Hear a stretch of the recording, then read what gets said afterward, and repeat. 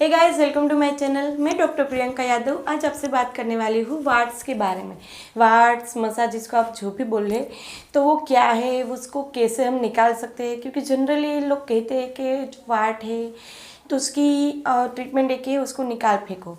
और एलोपैथी में वो ट्रीटमेंट है जिससे कोटराइजेशन बोलते हैं या सैलिसिलिक एसिड एप्लीकेशन बोलते हैं। तो ये थोड़ी सी हार्ड पेनफुल ट्रीटमेंट हो जाती है। तो उसको इजीली घर पर बैठे बैठे कैसे निकालें, इसके लिए होम्योपैथी मेडिसिन बेस्ड है और इजीली कोई भी पेन के बगैर आपका वार्ड निकल सकता है। तो आज मैं आपको वार्ड के बारे में पूरी डिटेल बताने वाली हूँ। तो इस वीडियो को एंड तक देखते रहेगा और लाइक करना ना भूले, पहले लाइक कर दीजिएगा।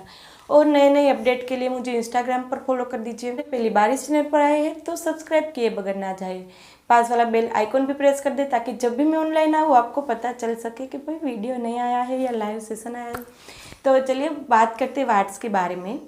तो समझते हैं वार्ड होता कैसे है। वार्ड ह्यूमन पेपिलोमा वायरस नाम की इन्फेक्शन से होता है, एचपी वायरस जिसको बोलते हैं। और आजकल तो इसकी वैक्सीन भी अवेलेबल है, तो इसकी वैक्सीन लगवा लेनी चाहिए जिससे इन्फेक्शन ना हो।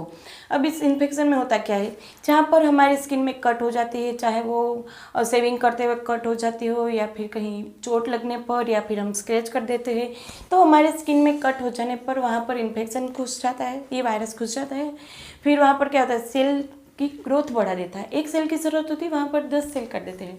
ये स्किन का गेट टुगेदर जैसा हो जाता है और फिर वहाँ पर ये वार्ड हो जाता है। वार्ड जनरली फिंगर्स में ज़्यादा होते हैं तो उसको फिंगर्स वार्ड बोलते हैं। फिर पाँव में होते हैं वार्ड्स और फिर फेस पे ज़्यादा मिलते हैं। आप देखते होंगे वार्ड फेस पे ज़्यादा होते हैं। तो बच्चों को और बूढ़ों को, तो यानी कि जहाँ पर लो इम्यूनिटी ज़्यादा होती है, इम्यूनिटी जब भी लो हुई तो इन्फेक्शन के चांसेस हो जाते हैं। ये same to same HP virus में भी रिलेटेड है। तो इम्यूनिटी हमें हमारी अच्छी रखनी चाहिए। एजेड लोगों का फेस आपने देखा होगा तो उसके फेस पर आपको वार्ड मिलेंगे, छोटे छोटे वार्ड्स हो जाते हैं, वहाँ बढ़ जाते हैं। उसका रीज़न क्या है ये आज तक पता नहीं है, लेकिन एजेड में और चिल्ड्रन में ये सबसे ज़्यादा देखने को मिलता है। अब बात करते हैं उसके शेप्स की, तो बहुत अलग अलग के शेप्स होते हैं इसके। फ्लैट स्वाट होते हैं, यानी कि वो स्किन के थोड़े से ऊपर होते हैं। और दूसरा होता है कॉलीफ्लावर टाइप। नज़दीक से आप देखेंगे उस वार्ड को तो वहाँ पर छोटे छोटे और डिवीज़न होता है। यहाँ पर कॉलीफ्लावर कैसे होते हैं उस तरह के कॉलीफ्लावर टाइप वार्ड होते हैं।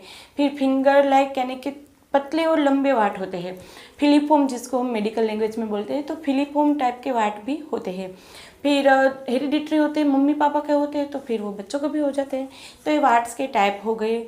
और उसके कलर जनरली स्किन कलर के होते हैं, लेकिन वार्ड को आप एकदम नज़दीक से देखेंगे तो उसमें ब्लैक डॉट होगा। वो ब्लैक डॉट क्या है, वो ब्लड वेसल है जो वो वार्ड को खाना देती है, यानी कि न्यूट्रिशन ऑक्सीजन चाहिए सेल ग्रोथ के लिए।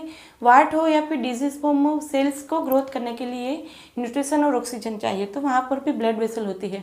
आप किसी भी तरह से ब्लड वेसल्स को काट दो या फिर उसमें न्यूट्रिशन और ऑक्सीजन ना पहुँचे तो ये कट हो जाती है वहाँ पर सप्लाई, और फिर एक वार्ड का ग्रोथ कम हो जाता है। तो कई DIY होते हैं, कोई थ्रेड एकदम से बांध देता है या फिर कहीं ऐसे होते हैं, लेकिन वो पेनफुल होते हैं और इन्फेक्शन बढ़ने के चांसेस होते हैं, तो ऐसा नहीं करना चाहिए। उसके लिए होम्योपैथी बेस्ड है, वो पेनलेस आपके वार्ड को रिमूव कर देगा। तब बात करते हैं ट्रीटमेंट के बारे में। तो एलोपैथी में तो क्या ट्रीटमेंट है, आप यदि लेजर ट्रीटमेंट कराओ या फिर कोटराइजेशन या फिर salicylic acid plaster, liquid butane, तो ये सारी ऐसी चीज़ है जिससे थोड़ी सी पेन होता है और 100% चांसेस से निकल ही जाए, क्योंकि वहाँ पर फिर से इन्फेक्शन हो जाता है। यदि आप एंटीसेप्टिक ना लगाओ या फिर कोई भी अच्छी तरह से आप अपने हाइजीन का ख्याल ना रखो तो वहाँ पर भी एक्स्ट्रा कट हो जाती है, तो इसमें से फिर से होने के चांसेस रहते हैं। तो उसका बेस्ट है होम्योपैथी मेडिसिन। तो होम्योपैथी मेडिसिन कौन सी लेनी है और कैसे लेनी है बताती हूँ। पहले तो मेडोरिनम 1M करके मेडिसिन आती है, medorrhinum 1M 1 dose. Medorrhinum 1M 1 dose, यानी कि ट्रीटमेंट स्टार्ट करने से पहले आपको मेडोरिनम का सिर्फ एक ही डोज लेना है। 10 टेबलेट आती है, वो रात में सोते समय आपको चूस लेनी है। दूसरे दिन सुबह उठकर क्या करना है, आपको 3 मेडिसिन लेनी है। Thuja 1M, sulphur 30, कोस्टिकम 200। Thuja 1M 2 drops दिन में 3 बार। थूजा 1M 2 ड्रॉप्स दिन में 3 बार। सल्फर 30 2 ड्रॉप्स दिन में 2 बार। इनकोस्टिकम 200 2 ड्रॉप्स दिन में 4 बार। इस तरह से आपको पूरे दिन ट्रीटमेंट लेनी है और 3 महीने तक लेनी है। कई बार आपको 1 महीने में वार्ड निकल जाए तो फिर आपको क्या करना है, स्प्लिट ट्रीटमेंट करनी पड़ेगी। 1 महीने में कंप्लीट आपको वार्ड निकल जाता है तो फिर आपको 1 हफ्ते तक डेली जिस तरह से लेते हैं उसी डोज में लेना है, निकलने के बाद 1 हफ्ते तक। और उसके बाद हर वीक आपको ये ट्रीटमेंट करनी है, वीक में 1 बार, फिर संडे को इस तरह से। तो इस तरह से स्प्लिट ट्रीटमेंट करने से आपको दोबारा वाट नहीं होगा। जनरल ट्रीटमेंट 3 महीने में कोई भी वाट होता है, चाहे वो बहुत सारे वाट होते हैं, किसी लोगों को मल्टीपल वाट होते हैं, फेस पर होते हैं, हैंड्स पर होते हैं, पाँव में होते हैं, तो 3 महीने में जनरली सारे वाट्स निकल जाते हैं। तो 3 महीने तक आपको ये ट्रीटमेंट लेनी है।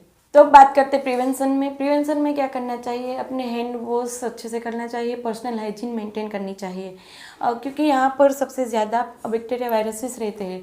तो बाहर से आए, किसी को मिल के आए, या फिर जिसको नील बाइटिंग की हैबिट होती है, इसके लिए उसको ज़्यादा इन्फेक्शन के चांसेस रहते हैं। तो हैंड वॉश की हैबिट एक डाल लो। दूसरा, हर ये इन्फेक्शंस होते हैं, यानी कि एक को हुआ तो दूसरे होते हैं घर में, तो अपने टॉवेल वगैरह सेपरेट रखो सबके। तीसरी चीज़ आती है प्रिवेंशन में, वो है कट वगैरह ना होने दे। और यदि कहीं पर सेविंग की या फिर स्क्रैचेस की वजह से या फिर चोट की वजह से कट लग गई है, तो वहाँ पर एंटीसेप्टिक लोशन लगाए और उसको डी-इन्फेक्टेड रखने की कोशिश करें आप। तो ये बात हो गई प्रिवेंशन की।